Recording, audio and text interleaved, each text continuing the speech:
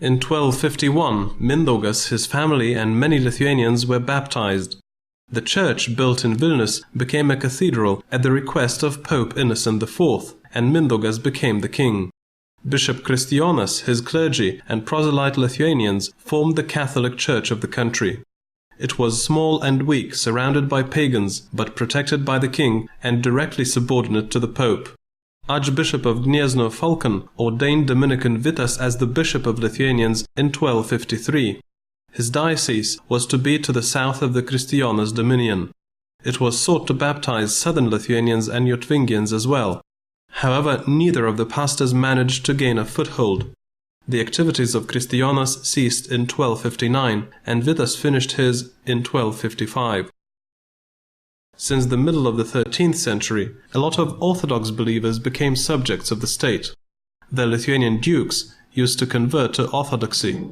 All of them belonged to the Turav and Polotsk dioceses, which were subordinate to metropolitan bishops who moved from Kiev to Vladimir. Since the beginning of the 14th century, the Turov diocese was ruled by the Halich metropolitan bishops. During the decline of Russia and Byzantium, the authority of Constantinople patriarchs and Russian metropolitan bishops was nominal. Grand Duke Gediminas procured the Naugardukas, or Lithuania's metropolis, for his Orthodox subjects in 1316–17. In 1340, Lithuania took control over Vladimir diocese in Volhynia.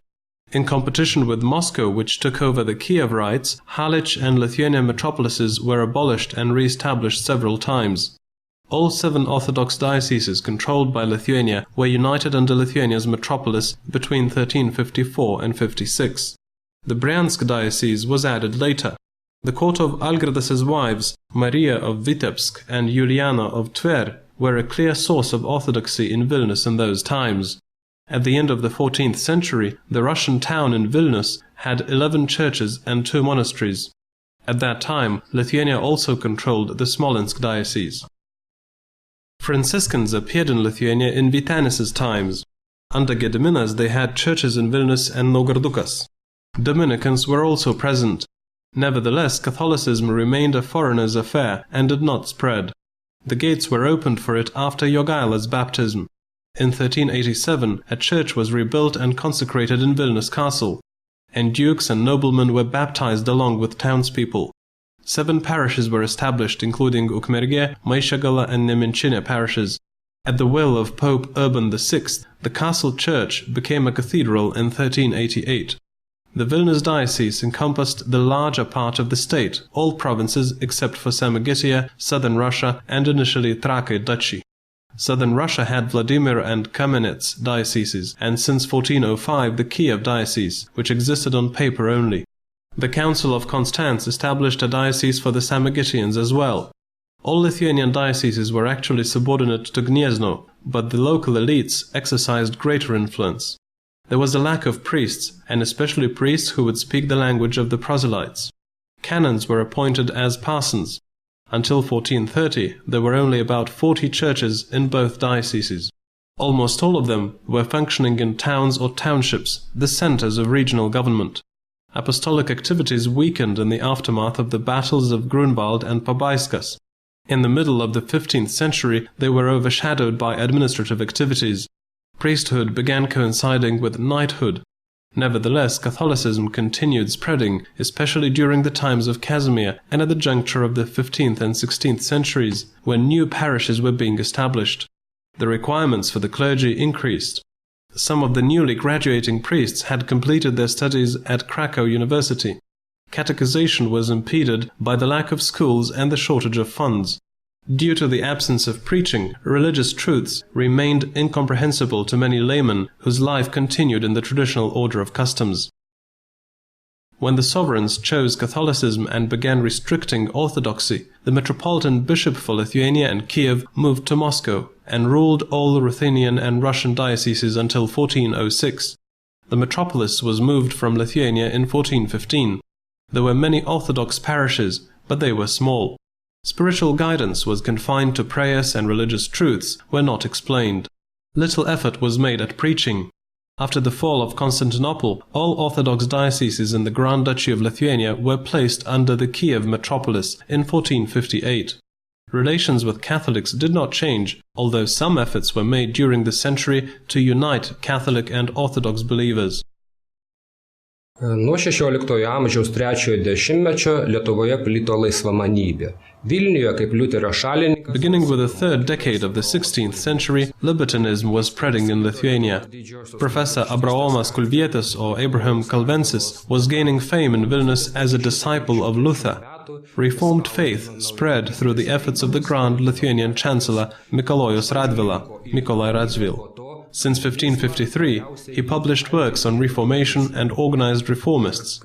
At first, Radvila was inclined towards Lutheranism, later towards Calvinism, and finally towards anti-Trinitarism. Catholicism declined among the nobility following the Chancellor. The composition of the Reformed faith became clearer after 1557. Calvinism, which spread among the noblemen and their subjects, and Lutheranism, which was professed mostly by German townspeople, were the most important. As many as two-thirds of the senators were Calvinists in 1572. Calvinists formed the Evangelical Reformed Church. Lutherans did not unite. Their support came from Prussia. Nevertheless, by the beginning of the 17th century, Catholicism recovered due to the activities of the Jesuits. Some of Radvila's family were returned, while other noblemen were urged by the sovereigns. The remaining ones lost their parishes and courts. Protestants remained in several towns and in the domains of the noblemen who did not turn back to Catholicism. They were strengthened by relations with Dutch, Scottish and German coreligionists. It was a more difficult task to reinvigorate and strengthen Catholicism.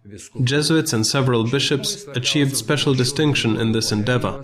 Colleges and the academy, as well as the papal seminary established by these monks, were important to education, while the activities of the episcopal seminary were more modest. Jesuits eagerly cooperated in providing religious education to the people.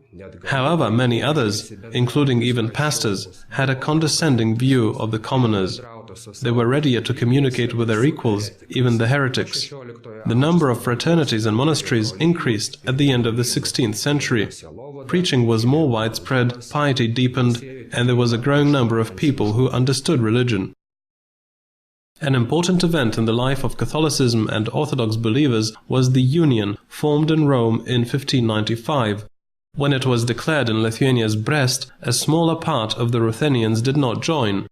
Abetted by Muscovites, disuniates resisted.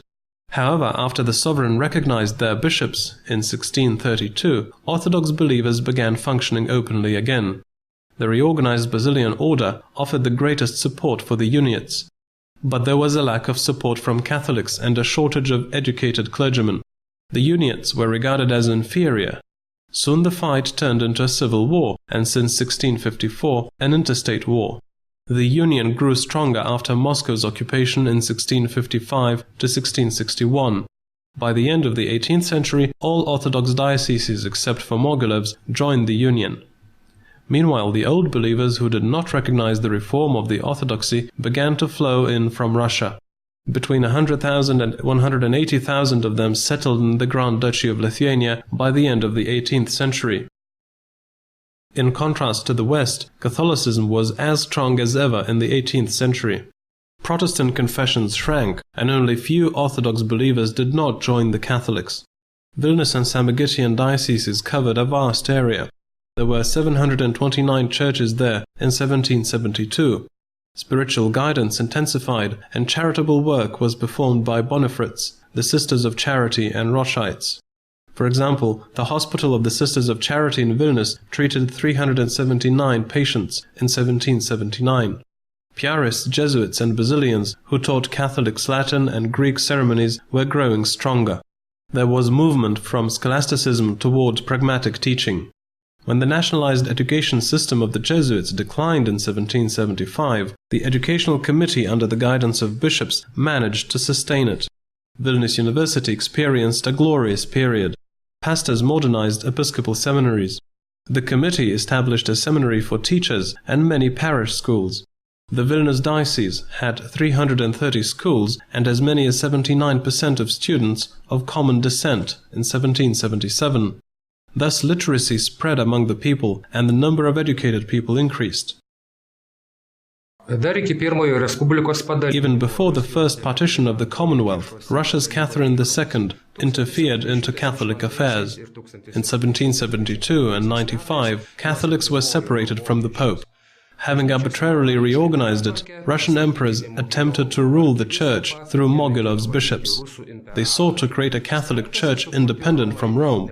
The Pope was forced to recognize the reorganizations.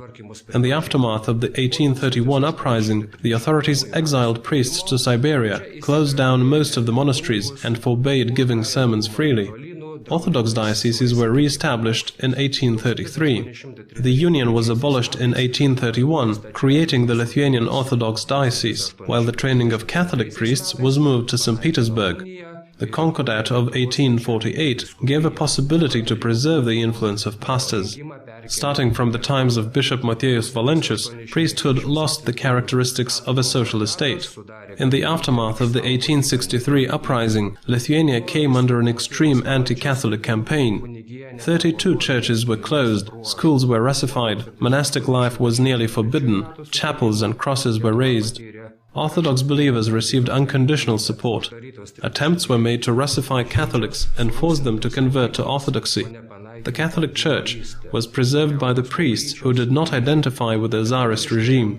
The temperance and the cultural movements breathed new life into towns and villages.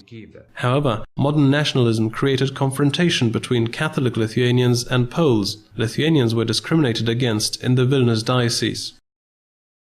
When restrictions were lifted at the end of the 19th century and the beginning of the 20th, the Catholic Church grew stronger.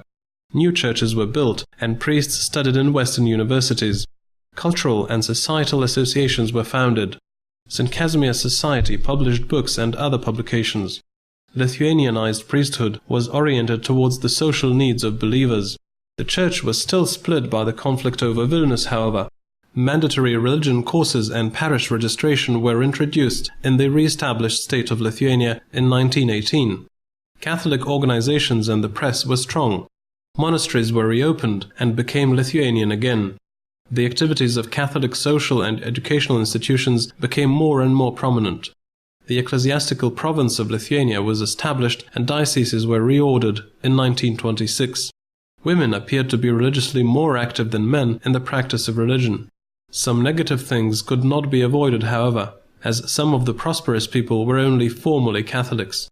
Ordinary religious life did not have much appeal to intellectuals, but Catholicism and other religions ensured a satisfactory level of general morality. The Catholic Church was one of the main enemies of the Soviets between 1940 and 44. Relations with Rome were terminated, clergymen were arrested, exiled, and even murdered. Many churches and all monasteries were closed. Only the Kaunas Seminary was allowed to function after the war. The Church remained the only institution that was not Sovietized after crushing the resistance of guerrillas. Priests were being spied upon and forced to collaborate or at least keep within the imposed limits of action. Priesthood did not identify with the regime and acted legally as much as it was possible, and often covertly. Illegal nuns catechized children. The Church published religious literature and materials for teachers and taught clergymen underground, while the Chronicle of the Lithuanian Catholic Church reported about the encroachments on their rights by the authorities. There was an open fight starting with 1968 as well. Petitions were written for the rights of the Church and believers. The number of monks was increasing. Žemaičių Kalvarija and Šiluva continued attracting worshippers. During the time of the grassroots independence movement of Sąjūdis, between 1988 and 1990, Catholic clergymen crossed the boundaries set by the regime. The government gave back some of the churches, for example Vilnius Cathedral, where the relics of St. Casimir returned as well.